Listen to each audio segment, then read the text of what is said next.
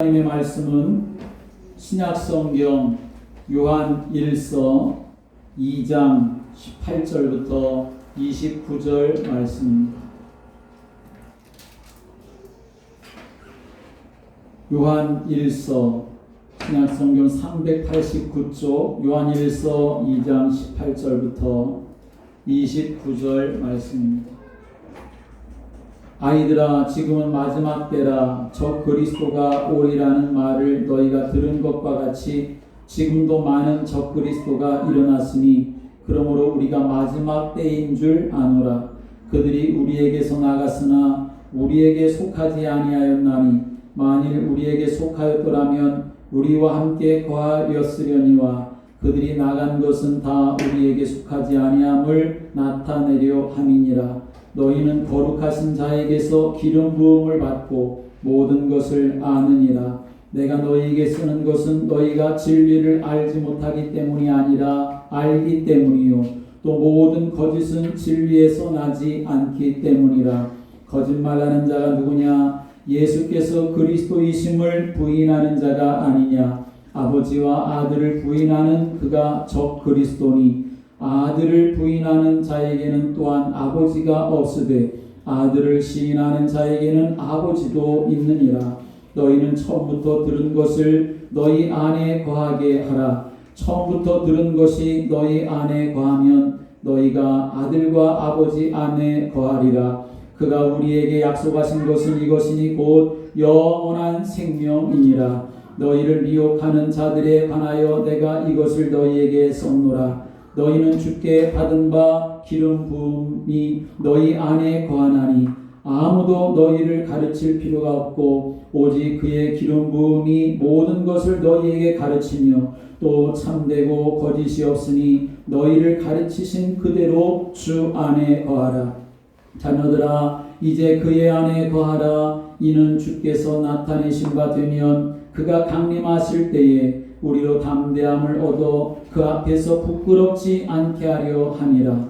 너희가 그가 의로우신 줄을 알면 의를 행하는 자마다 그에게서 난 줄을 알리라. 아멘. 찬송가 94장을 찬송드리겠습니다.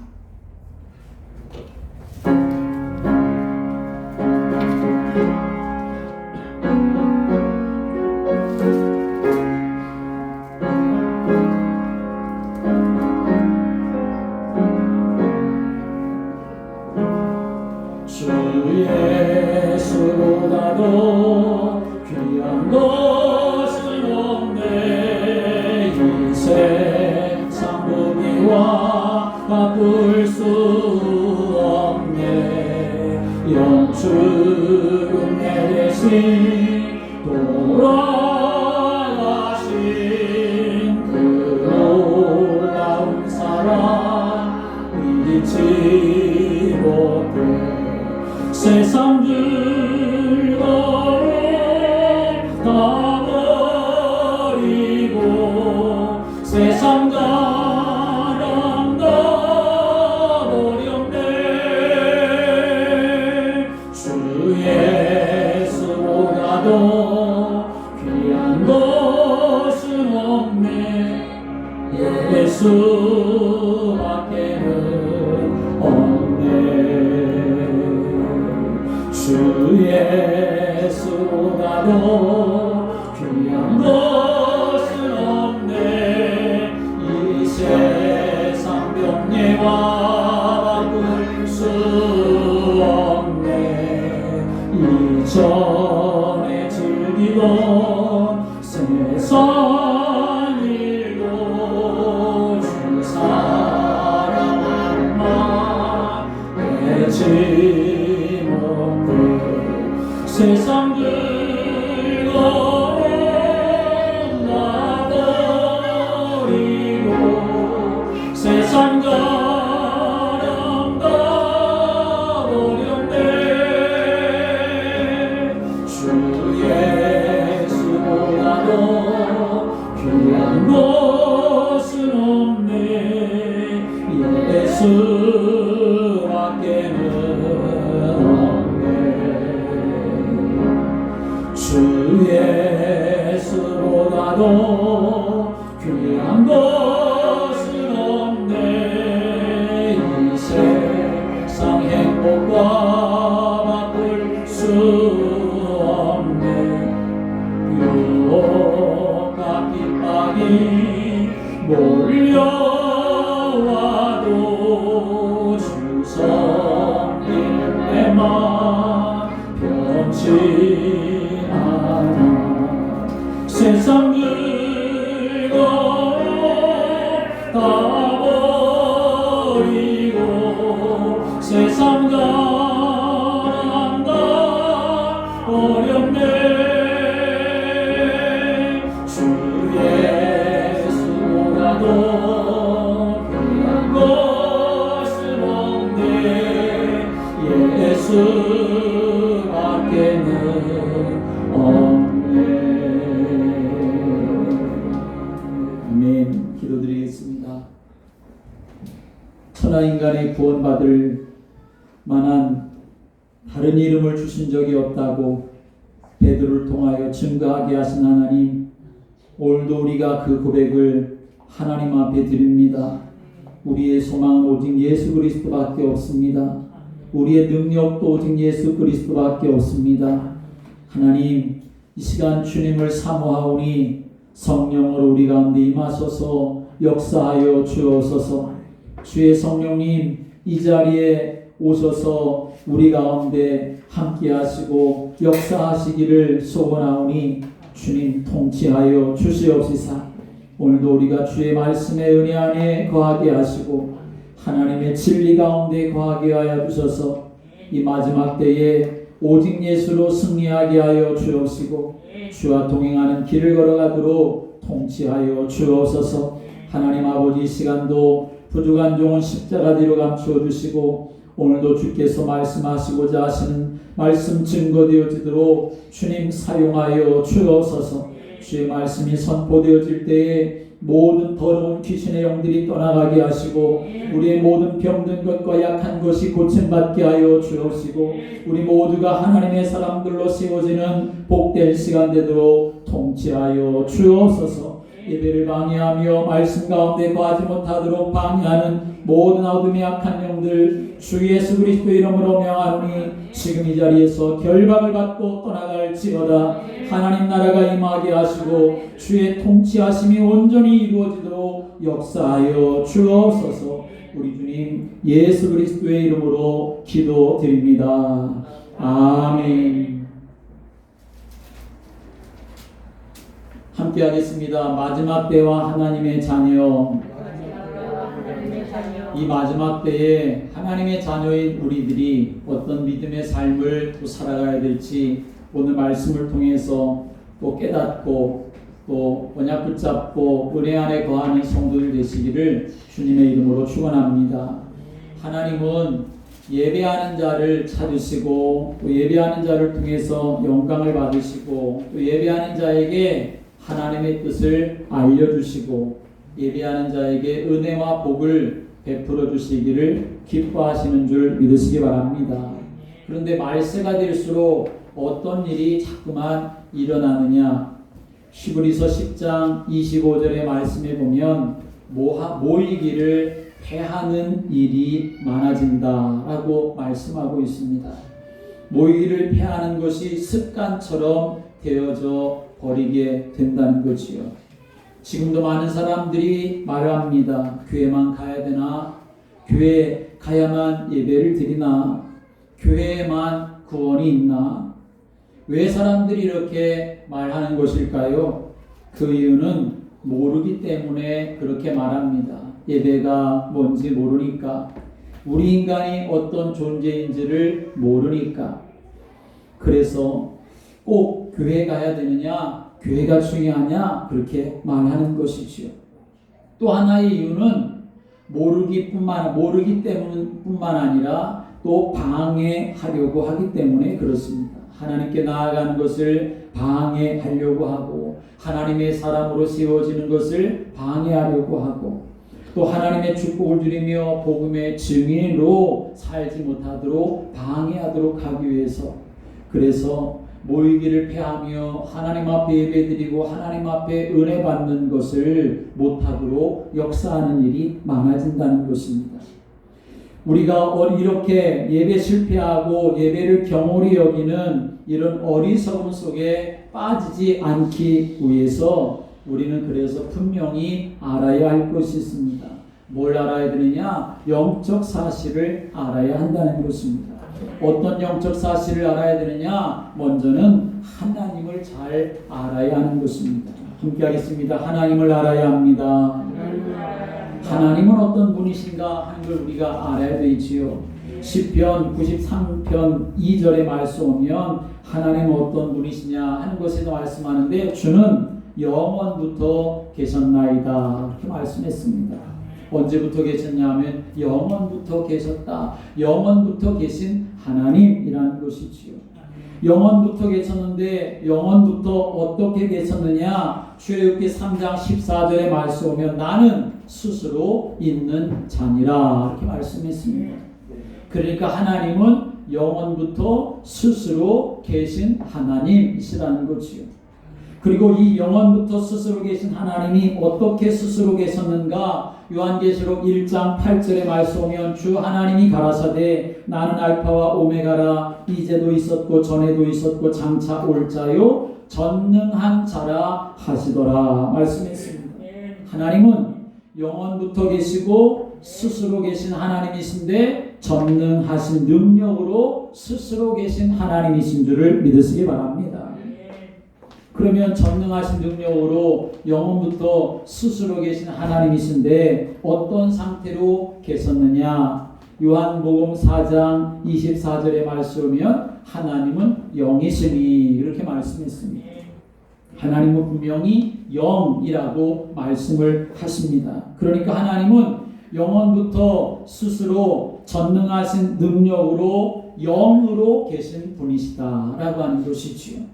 그리고 이 하나님은 빛으로 계시고 말씀으로 계신 분이시다 말씀했습니다. 요한일서 1장 5절에 보면 하나님은 빛이시라 그에게는 어두움이 조금도 없으시다라고 말씀합니다. 요한복음 1장 1절의 말씀은 태초에 말씀이 계시니라 이 말씀이 하나님과 함께 계셨으니 이 말씀은 곧 하나님이시니라 말씀했습니다. 하나님이 말씀이라고 증거하는 거죠. 정리하면 하나님은 어떤 분이신가? 하나님은 영원부터 스스로 전능하신 능력으로 계신 영이신 하나님이시고 빛으로 말씀으로 계신 분이시다. 그렇게 우리에게 증거하고 있습니다. 그래서 우리가 예배를 드릴 때에 어떻게 예배를 드려야 되느냐? 신령과 진정으로 예배를 드려야 된다라고 성경 우리에게 말씀하는 것이요. 신령으로 라고 하는 이 말씀은 영으로 라는 말씀입니다. 성령 안에서 라고 하는 말씀이 되는 거지요. 그래서 우리의 예배는 영적인 예배가 되어야 한다라고 하는 것입니다. 하나님은 영이신데 우리가 육신으로만 예배 드린다면 그게 하나님과 교통하는 예배가 될 수 있을까요? 그럴 수가 없겠지요. 하나님은 영이신데 우리가 육신으로 하나님을 만나려고 하면 만나질 수가 있을까요? 그럴 수가 없습니다. 그래서 신령으로 영적으로 성령 안에서 우리가 예배를 드려야 한다라고 하는 것입니다.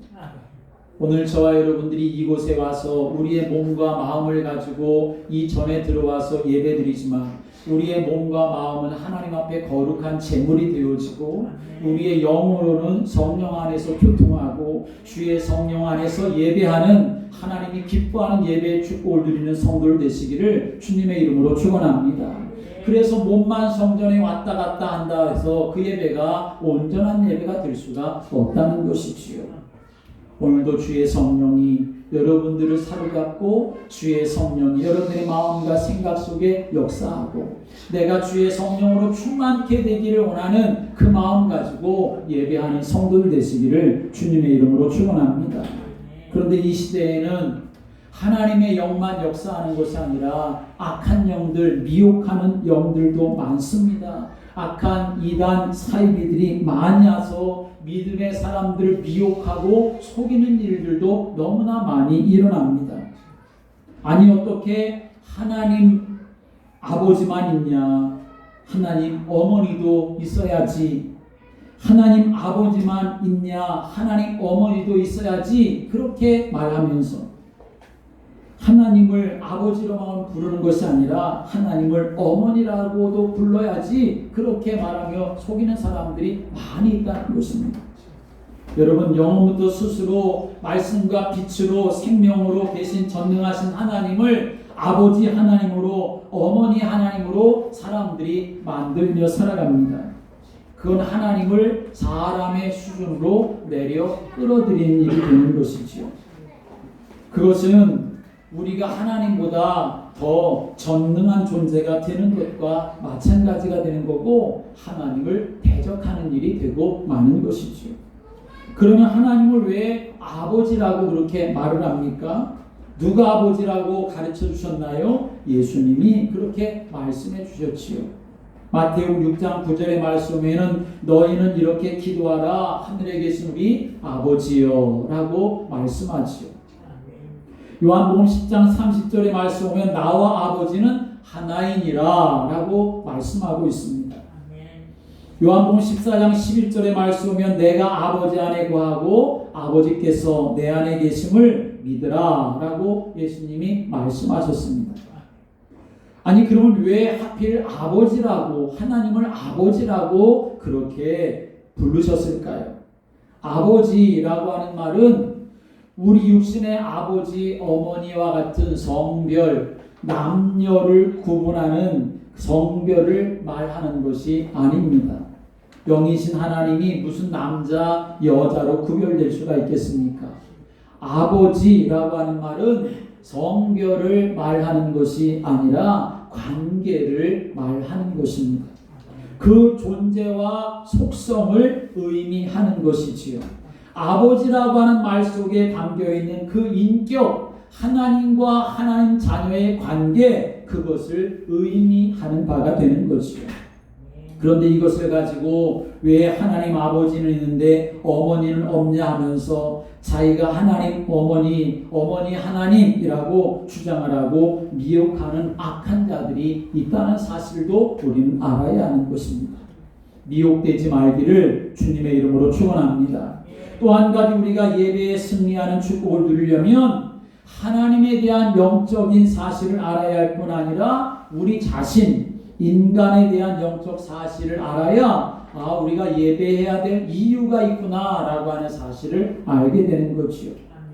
하나님이 우리 인간을 창조하실 때에 하나님이 자기 형상 곧 하나님의 형상대로 사람을 창조하셨습니다. 흙으로 지으시고 그 코에 생기를 불어넣으셔서 생명이 되게 하셨습니다.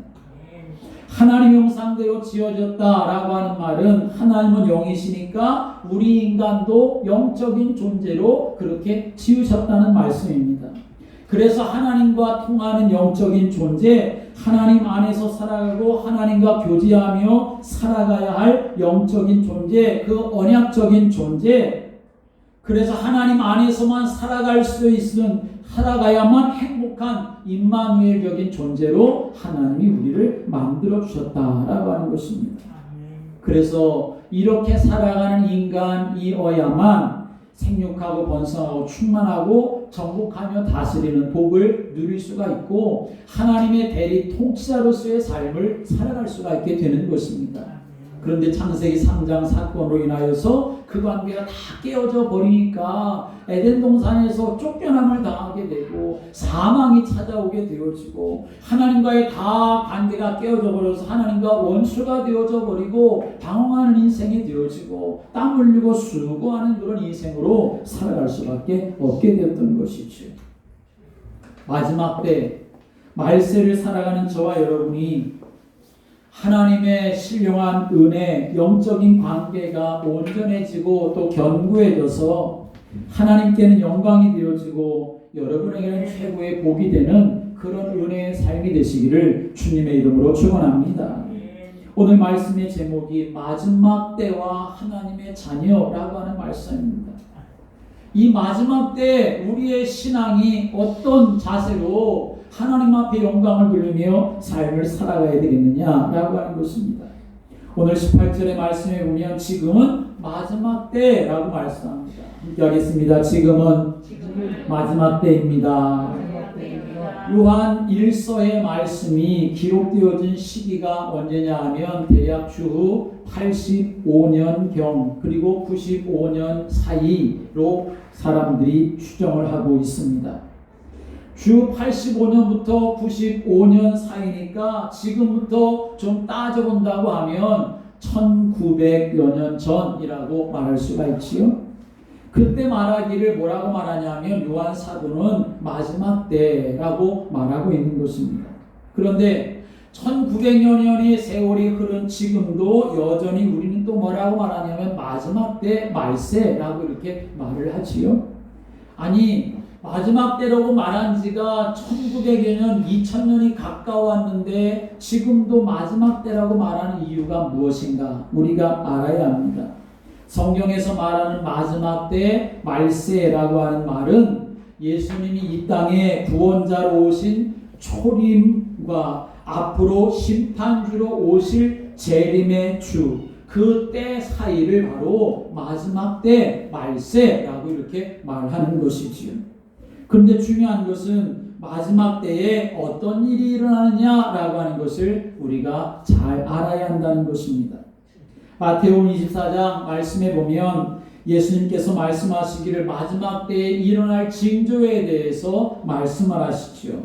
많은 사람이 내 이름으로 와서 나는 그리스도라 하며 많은 사람을 미혹한다고 했습니다. 자칭 예수, 자칭 하나님, 자칭 보혜사라고 말하는 거짓 선자들이 나타나서 사람들을 미혹한다는 것이지요. 또 난리와 전쟁과 기근과 지진이 있을 것이다 라고 말씀합니다. 교회 밖에서부터 오는 그러한 시험도 있고 교회 안에서 일어나는 시험도 많이 있게 되어질 것이라는 거죠. 불법이 성행해지고 사랑이 식어질 것에 대해서 말씀을 합니다. 디모데후서 3장 1절부터 13절에서는 말씀하기를 말세 때는 자기를 사랑하고 돈을 사랑하고 자랑하고 교만하며 비방하며 부모를 거역하고 감사하지도 않고 거룩하지도 않고 무정하고 원통함을 풀지도 않고 모함하고 무절제하고 사납고 배신하고 조급하고 자만한다. 시기와 질투와 원망과 불평이 끊임없이 일어나고 모세를 대적하던 자들과 같이 진리를 대적하는 일들이 일어나고 마음이 부패하고 믿음에서 파선하는 일들이 일어난다. 그게 바로 말세 때에 일어날 징조라고 말씀해주고 있습니다. 그런데 18절의 말씀이 오면 이미 지금도 많은 적 그리스도가 일어났다라고 말씀하고 있습니다. 예수님이 사역을 하는 그때부터서도 종교 지도자들이 예수님을 대적하며 그렇게 역사했던 것처럼 지금 이 시대에도 복음을 방해하고 하나님 나라가 확장되어진 것을 방해하고 대적하는 일들이 얼마나 많이 일어나고 있는지 알 수가 없습니다. 그래서 우리에게 뭐가 필요하냐? 함께 하겠습니다. 이 시대를 분별하는 지혜가 필요합니다. 우리는 이 시대를 살아가는데 이 시대를 분별하는 지혜가 있어야 한다는 거지요. 그래서 요한일서 4장 1절에 말씀 오면 사랑하는 자들아 영을 다 믿지 말고 오직 영들이 하나님께 속하였나 분별하라. 많은 거짓 선지자가 세상에 나왔다라고 말씀하고 있습니다. 그렇습니다. 18절의 말씀과 같이 마지막 때에는 미혹하는 자들이 일어납니다. 적그리스도가 일어납니다. 자기가 하나님이라고 말하는 자칭 예수, 자칭 하나님, 자칭 보혜사, 그리스도라고 말하는 사람들이 일어나서 진리를 왜곡시키고 하나님을 대적하고 성도들을 미혹해서 그동안 살아왔었던 신앙생활을 물거품 만들어 버리려고 하는 시도가 얼마나 많이 일어나는지 알 수 없습니다. 그러면 우리는 어떻게 해야 될 것인가? 사랑하는 자들아 영을 다 믿지 말고 오직 영들이 하나님께 속하였나 분별하라 이렇게 말씀했습니다.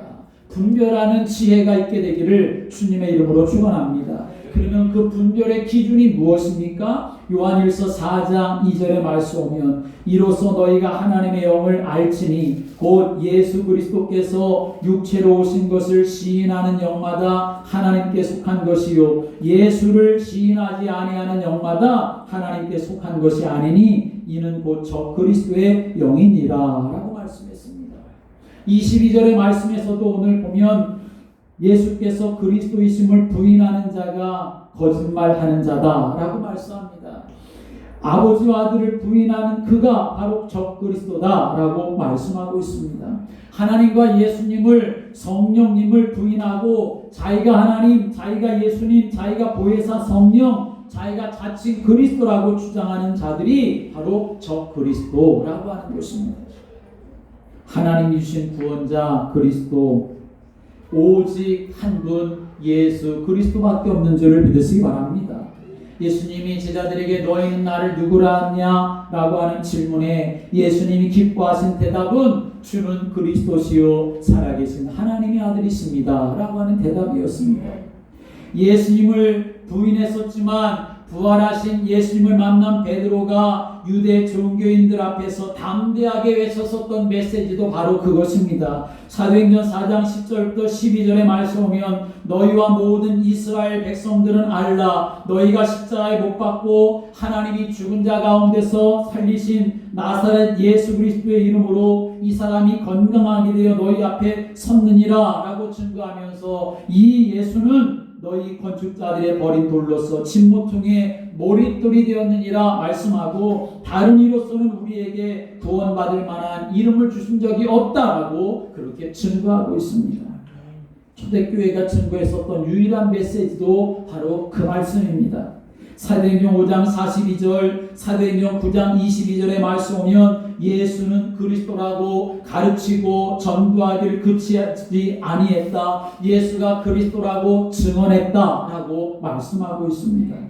하나님이 이 땅의 구원자로 그리스도로 주신 이름은 오직 한 분 예수밖에 없는 줄을 믿으시기 바랍니다. 그래서 요한복음 3장 16절의 말씀 오면 하나님이 세상을 이처럼 사랑하사 독생자를 주셨으니 이는 그를 믿는 자마다 멸망치 않고 영생을 얻게 하려 하심이라 말씀했습니다.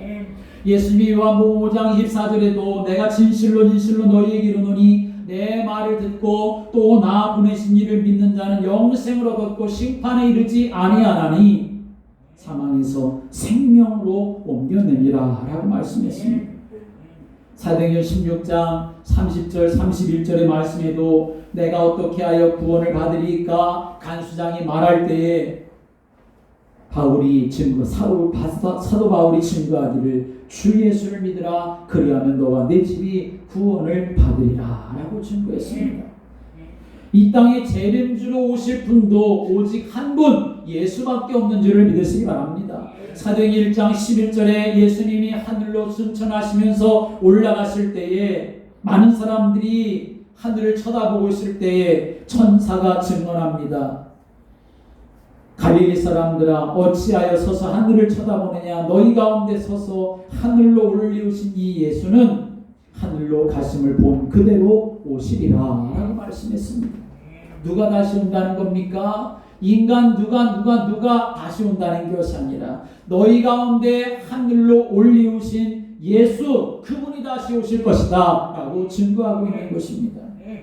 이 모든 말씀은 바로 예수님이 그리스도시다 라고 하는 것을 말하는 것입니다. 예수님만이 구원자가 됐습니다. 예수님만이 재림주가 됐습니다. 그런데 세상은 자꾸만 속여서 세상 논리를 가지고 육신의 논리를 가지고 혼란스럽게 만들고 심의하게 만들고 의심하게 만들어서 속이는 일들이 일어난다는 것이죠. 여러분 적그리스도 복음의 대적자 핍박자는 교회 밖에만 있는 것이 아니라 교회 안에도 얼마든지 있다는 사실을 알아야 합니다. 교회라고 하는 이름을 가지고 대적자 노릇하고 적그리스도 노릇을 합니다.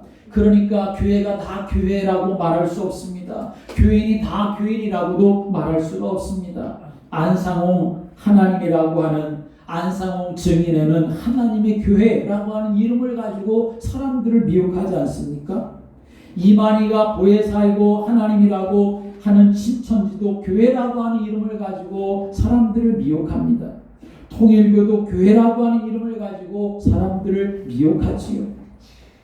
여러분 생각해 보십시오. 사도 바울이 예수 그리스도를 깨닫기 이전에는 자기가 핍박자라고 말했습니다. 죄인 중에 괴수라고 말했습니다. 사실 사도 바울은 성경 박사입니다. 종교 지도자입니다. 바리새인 중에 바리새인이고 최고로 열심히 썼던 사람입니다. 그 당시 로마의 시민권을 가지고 가말리엘 최고의 문화생이었습니다. 베냐민 족속이고 왕족 속입니다. 율법으로는 흠이 없다고 자부하는 그런 사람이었습니다. 그런 바울이 자기 자신을 왜 그렇게 나는 그리스도의 핍박자였다라고 말을 했을까요? 그건 한 가지 이유밖에 없습니다. 그것은 바로 예수가 그리스도시다라고 하는 사실을 몰랐기 때문에 그랬던 것이지요. 아무리 성경에 대한 온갖 지식을 다 가지고 있어도 율법에 대하여 흠이 없을 정도로 의롭게 살아온 것처럼 보여져도, 그러나 예수가 그리스도인 것을 모르니까 예수의 핍박자가 될 수밖에 없는 것이고 복음의 대적자가 될 수밖에 없는 것이지요. 심한 말 같지만 결코 심한 말이 아닙니다. 왜냐하면 예수님이 세례 요한이다, 엘리야다, 예레미야다, 선지자 중에 하나다라고 하는 것으로 알고 사람들이 따라다녔는데, 그렇게 되면 모든 사람들에게 있어서 죄 문제 해결받을 수가 없습니다. 사단에게 종로로 타고 있는 문제에서도 해결받을 수가 없는 것이지요.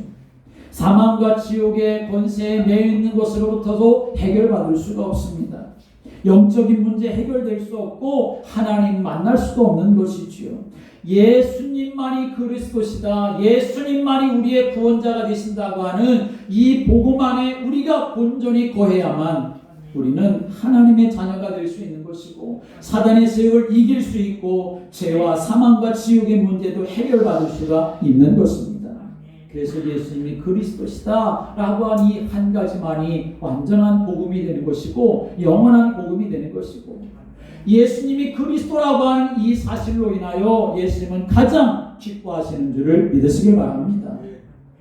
마귀 사탄은 우리가 신앙생활하는데 또 사람들이 믿음의 삶을 살아가는데 예수를 못 믿게만 하는 것이 결코 아닙니다. 예수를 바르게 모르게 하는 것이지요. 성경 공부를 못하게 하는 것이 아니라 성경 공부를 아무리 많이 한다 하더라도 성경 안에서 예수가 그리스도라고 하는 이 복음, 언약을 붙잡게 만드는 것이 아니라 다른 걸 붙잡게 만드는 것이지요. 기도를 못하게 하는 것이 아니라 하나님의 말씀 안에서, 언약 안에서 기도하는 것이 아니라 육신적인 기도, 세상적인 기도, 종교적인 기도, 율법적인 기도, 내 육신적인 목적과 소원을 가지고만 기도하게 만드는 것이지요. 예배를 못 드리도록 하는 것이 아니라 예배를 지극정성으로 드리게 하면서도 그 예배를 통해서 하나님 나에게 주시는 완전한 복음의 축복 속에 내가 거하지 못하도록 그렇게 사단이 역사한다는 것입니다. 갈라디아서 1장 7절에 사도 바울이 갈라디아 교인들에게 이야기합니다. 내가 너희에게 전한 복음 외에 다른 복음을 전하면 하늘에서 내려온 천사라고 할지라도 저주를 받을 것이다 라고 증거합니다. 다른 복음이라는 말을 사도 바울이 했습니다. 다른 복음이 뭐겠습니까? 복음은 복음 같은데 다른 것이 섞여 있다는 것이지요. 복음은 복음 같은데 그리스도가 중심이 아니고 다른 것이 중심이 되고 다른 것이 우선되어지는 것을 말하는 것입니다. 우리 교회가, 저와 여러분이 오직 예수가 되는 은혜로 넘치게 되기를 주님의 이름으로 축원합니다. 그래서 우리는 하나님의 말씀을 잘 깨달아서 내가 하나님의 자녀라고 하는 분명한 정체성과 소속을 분명히 하는 자가 되어야 하는 것입니다. 성경에 보면 아주 중요한 원리가 한 가지 있습니다. 항상 두 부류의 믿음의 사람들이 소개가 됩니다. 예를 들면 가인과 아벨, 이삭과 이스마엘, 야곱과 에서, 사울 왕과 다윗 왕, 초대교회와 바리새인 같은 형제들이고 같은 시대의 사람들이지 않습니까? 한 밭에 알곡이 있고 쭉정이가 있고 같은 무리 안에 양도 있고 염소가 있고 예수님이 그렇게 말씀을 하셨습니다. 이렇게 말씀하는 것 가운데서 성경이 말씀하는 가장 중요한 포인트는 한 가지입니다. 간단하게 말하면 진짜와 가짜 있다는 것이지요. 진리와 거짓이 있다는 것입니다. 순종과 불순종이 있다는 것이지요. 복음과 종교가 있다는 것입니다. 언약과 행위가 같이 있다는 것이지요. 믿음도 종교적인 믿음이 있는가 하면 언약적인 믿음이 있다는 것입니다. 그리고 결국 나중에는 그것이 다 드러나게 될 것이다 말씀하는 것이죠. 그래서 여러분들은 정체성과 소속감을 분명하게 갖기를 주님의 이름으로 축원합니다. 오늘 19절의 말씀에 오면 이렇게 말씀합니다. 19절의 말씀 읽어볼까요? 그들이 우리에게서 나갔으나 우리에게 속하지 아니하였나니 만일 우리에게 속하였더라면 우리와 함께 거하였으려니와 그들이 나간 것은 다 우리에게 속하지 아니함을 나타내려 함이니라. 아멘. 이 말씀은 언약 안에 계속 있는 사람이 있고 언약에서 이탈된 사람이 있다라고 하는 것을 말하는 것입니다. 사랑하는 여러분, 언약에서 이탈되지 마시기를 바랍니다. 복음에서 예수 그리스도에게서 하나님의 말씀에서 이탈되지 말고 하나님이 성전에 기둥 같은 그런 믿음의 사람으로 세워지는 복을 누리시게 되기를 주님의 이름으로 축원합니다. 사도행전 27장에 말씀 오면 사도 바울이 로마 복음화를 위해서 가이사 앞에 재판받으려고 알렉산드리호라고 하는 배를 타고 로마로 가게 되었습니다. 그런데 가다가 유라굴로라고 하는 광풍을 만나서 그 배에 타고 있었던 276명이 다 죽을 만큼 되었습니다. 수단과 방법을 다 가리지 않고 어떻게든지 그 풍랑 가운데서 살아남으려고 그렇게 애쓰고 노력하지만 이길 방법이 없었습니다. 배가 다 깨져버리고 말았지요. 사람들이 다 두려워 떨고 있었을 때 그런데 바울이 그 사람들에게 말을 합니다. 여러분이요 두려워하지 마십시오. 안심하십시오. 어젯밤에 내가 속한 바 곧 내가 섬기는 하나님의 사자가 내게 말씀하시기를 바울아 두려워 말라 네가 가이사 앞에 서야 할 것이다. 하나님께서 너와 함께 항해하는 자들을 다 내게 주셨다고 하였으니 여러분 안심하시오 라고 증거하고 있는 것을 볼 수 있습니다. 여기서 바울이 무엇을 얘기하느냐 하면 내가 속한 바 곧 내가 섬기는 하나님이라고 말하고 있습니다. 함께 해볼까요? 내가 속한 바 내가 섬기는 하나님. 사도 바울이 이것은 무엇을 말하는 것입니까? 지금 그 상황 속에서도 사도 바울이 무엇을 알고 있었느냐라고 하는 말이지요. 그 상황 속에서도 자기가 어디에 속해 있다는 것을 알고 있었다라고 하는 것입니다. 나는 지금 우리 모두를 죽이려고 하는 이 유라굴라 강풍 속에 속해 있는 자가 아니라 하나님께 속해 있다라고 하는 것을 알고 사람들에게 이렇게 증거하고 있다는 것입니다.